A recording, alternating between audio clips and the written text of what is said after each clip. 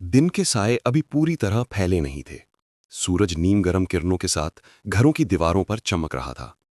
मोहल्ले के दोनों सरों से बच्चों के खेलने की आवाजें, औरतों के बर्तन धोने की छन छन और मर्दों के काम पर जाने की तैयारियां हो रही थीं। इन्हीं घरों में एक घर ऐसा भी था जिसके दरो दीवार पर सकूत के साए गहरे थे। ये घर अफसल और सायमा का था। एक ऐसा जोड़ा जो शादी के इब्तिदाई दिनों में मोहब्बत और सुकून के लिए मिसाल समझा जाता था, मगर अब वहां हर रोज किसी न किसी बात पर लड़ाई होती थी। अफजल एक सादा सा, मेहनती, दरमियाने तबके का मर्द था। उसकी ख्वाहिशात ज्यादा नहीं थीं। वो दिन रात मेहनत करता अपने घर वालों के लिए, अपनी बीवी के लिए। लेकिन साइमा, वो बिल्कुल मुख्तलिफ मिजाज रखती थी। ज्यादा चाहने वाली, ज्यादा तवक्कुआत रखने वाली, दूसरों के घरों को देखकर अपना घर कमतर समझने वाली। शादी के 2 साल बाद ही साइमा के दिल में नाशुक्री की वो बीमारी पैदा हो गई जो आहिस्ता आहिस्ता पूरे घर को खोखला कर रही थी। एक दिन सुबह का नाश्ता करते हुए साइमा ने गुस्से से बर्तन सामने रखते हुए कहा, अफजल, मैं कब तक ये पुराना सा घर बर्दाश्त करती रहूंगी? देखो जरा नौरीन का नया घर, उसकी अलमारियां, उसके कमरे, उसका फर्नीचर, सब कुछ नया। और एक तुम हो कि हर बात पर पैसे नहीं हैं, पैसे नहीं हैं। अफजल ने चाय का घूंट भरते हुए धीरे से जवाब दिया, साइमा, तुम अच्छी तरह जानती हो कि मैं रोजाना मेहनत करता हूं, कोशिश करता हूं कि तुम्हें हर सहूलत दूं, लेकिन हालात इतने अच्छे नहीं। थोड़ा सब्र कर लो, सब कुछ हो जाएगा। सब्र? साइमा ने तंज या हंसी हंसी। मैंने जितना सब्र करना था कर लिया। तुमसे तो नौरीन का शौहर ही बेहतर है जो उसकी हर ख्वाहिश पूरी करता है। ये सुनकर अफजल के दिल पर जैसे छुरी चल गई, मगर उसने खामोश रहने में ही भलाई समझी। वो जानता था कि जज्बात में बोलते हुए इंसान सोचता नहीं। लेकिन साइमा के बातों के तेवर बदल चुके थे। वो हर दिन, हर लम्हा, हर छोटी बात में शिकवे, गिले और तंज ढूंढती थी। एक शाम अफजल घर आया तो उसके हाथ में 2 बैग थे। एक में उसने अपनी पसंद का सूट लिया था और दूसरे में साइमा के लिए एक खूबसूरत ड्रेस। ये लो, तुम्हारे लिए लाया हूं। मुझे लगा ये रंग तुम पर अच्छा लगेगा। मगर साइमा ने पैकेट खोलकर देखा भी नहीं, बस बेजारी से बोली, ये क्या सस्ता सा सूट उठा लिया? कभी ब्रांडेड चीज भी ले लिया करो। नौरीन तो 40,000 के सूट पहनती है और मैं ये 10-12 हजार का कपड़ा। अफजल थककर सोफे पर बैठ गया। साइमा, मैंने अपनी हैसियत के मुताबिक लिया है। मेरी जगह होते तो कोई भी यही करता। तो बदल क्यों नहीं लेते अपनी जगह? साइमा ने कूड़ा करकट फेंकते हुए बर्तन जोर से सिंक में दे मारे। तुम जैसे मर्दों की वजह से ही औरतें महरूम रहती हैं। ये सुनकर अफजल की आंखों में नमी आ गई। वो सोचता रहा कि आखिर वो कब तक अपनी इज्जत नफ्स को गहरी खाई में धकेलता रहेगा। नाशुक्री का एक पहलू और भी होता है। वो सिर्फ शौहर के लिए नहीं होता, वो पूरे घर का माहौल तबाह करता है।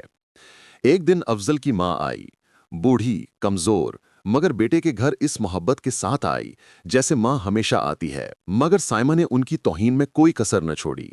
अम्मा, आप आते ही क्यों हैं? आपकी जरूरत ही नहीं यहाँ। मैं खुद सब संभाल सकती हूँ। हर वक्त घर में आकर बैठ जाती हैं। अफजल ने फौरन टोका, साइमा, ये मेरी माँ है, थोड़ा अदब से बात करो। बस बस, मैं कोई मुलाजमा नहीं कि इनके पीछे भागती फिरूं। और आपको अगर इनकी इतनी ही फिक्र है तो इनको अपने साथ ले जाएं। अम्मा आहिस्ता से दीवार पकड़कर बैठ गईं। उनकी आंखों में आंसू भर आए। उन्होंने दुखी दिल से बेटे के चेहरे को देखा और कहा, बेटा, कोई बात नहीं, मैं चली जाऊंगी, तुम लोग खुश रहना बस। वो चली गईं, मगर उस दिन अफजल के दिल में पहली बार बीवी के लिए कुछ टूटा था। दिन गुजरते गए, साइमा की नाशुक्री बढ़ती गई। वो हर वक्त मुवाजना करती, ताना देती, शिकायत करती। अफजल के अंदर का सुकून मर चुका था, लेकिन वो अब भी मोहब्बत, बर्दाश्त और उम्मीद के सहारे घर को थामे रखे था। फिर एक दिन वो हादसा हुआ जिसने सब कुछ बदल दिया। अफजल काम से वापस आ रहा था कि रास्ते में एक बड़ी गाड़ी ने उसकी मोटरसाइकिल को टक्कर मार दी। अफजल सड़क पर बहुत देर तक बेहोश पड़ा रहा। लोग उसे अस्पताल ले गए। उसकी टांग के 2 हिस्से फ्रैक्चर हो चुके थे, हाथ भी शदीद जख्मी था। डॉक्टर ने कहा, अफजल 6 माह तक काम नहीं कर सकेगा। यह बात जैसे किसी कयामत की घंटी थी। घर पहुंचने पर साइमा का पहला जुमला था, अब मैं क्या करूंगी? घर कैसे चलेगा? तुमसे तो कुछ होता ही नहीं, अब मुझे क्यों सजा मिल रही है? अफजल ने हैरानी से उसे देखा। साइमा, मैं खुद तकलीफ में हूं, तुम एक बार यह भी नहीं पूछती कि मुझे दर्द हो रहा है या नहीं? मुझे अपनी फिक्र है अफजल। तुम जानते हो मेरी क्या जरूरतें हैं, मेरे शौक, मेरी ख्वाहिशात। अब कौन पूरी करेगा? अफजल की टांग का दर्द कम था, दिल का ज्यादा था। वक्त गुजरता गया। अफजल बिस्तर पर पड़ा रहता। डॉक्टर कह चुका था कि एक लंबा वक्त लगेगा। इस दौरान घर के अखराजात मुश्किल से चल रहे थे। एक दिन धूप तेज थी। अफजल के बेड के पास पंखा बंद था। वो बेचैनी से लेटा था।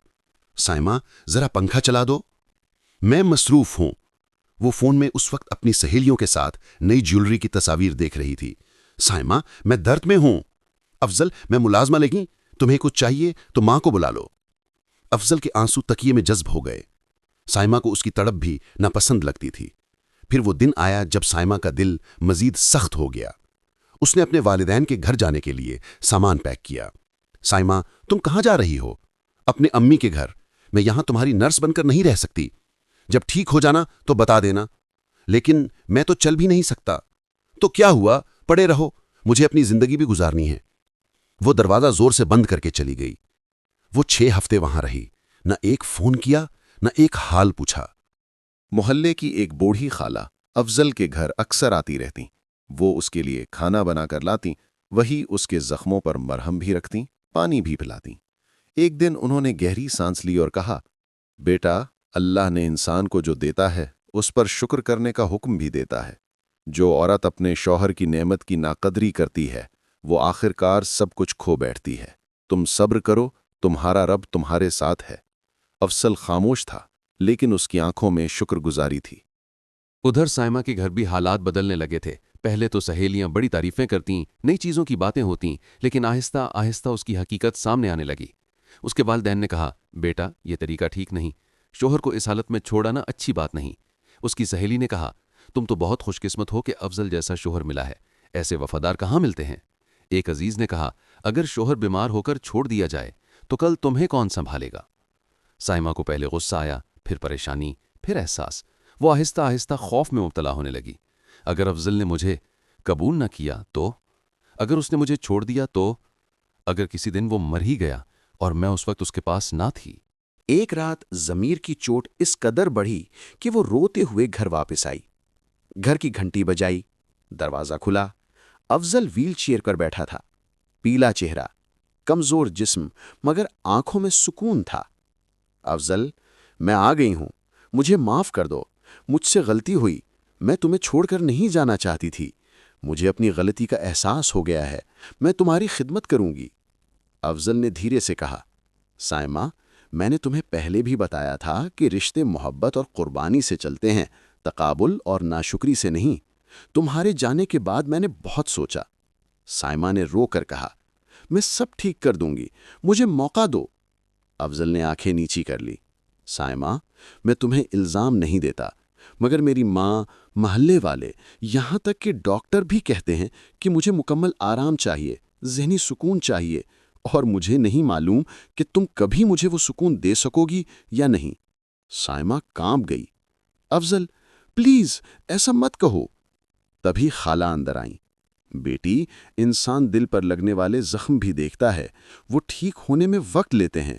तुम्हारा इम्तिहान अब शुरू हुआ है। उस दिन के बाद साइमा ने अपनी जिंदगी बदलने की कोशिश की। वो अफजल के पांव दबाती, उसे वक्त पर दवा देती, खाना बनाती, उससे प्यार से बात करती, उसकी माँ के कदमों में बैठकर माफ़ी मांगती। दिन ब दिन, हफ्ते ब हफ्ते, साइमा सच में बदलने लगी। उसकी आंखों की रोशनी में अब नाशुक्री नहीं, एहसास था। उसकी आवाज़ में तंज नहीं, आजिज़ी थी। अफजल ये सब देखता था, कुछ कहता नहीं। वक्त के साथ उसका दिल भी नरम पड़ने लगा। 6 माह बाद अफजल मुकम्मल सेहतयाब हो गया। वो चलने लगा, काम पर जाने लगा, घर की रूटीन बहाल हो गई।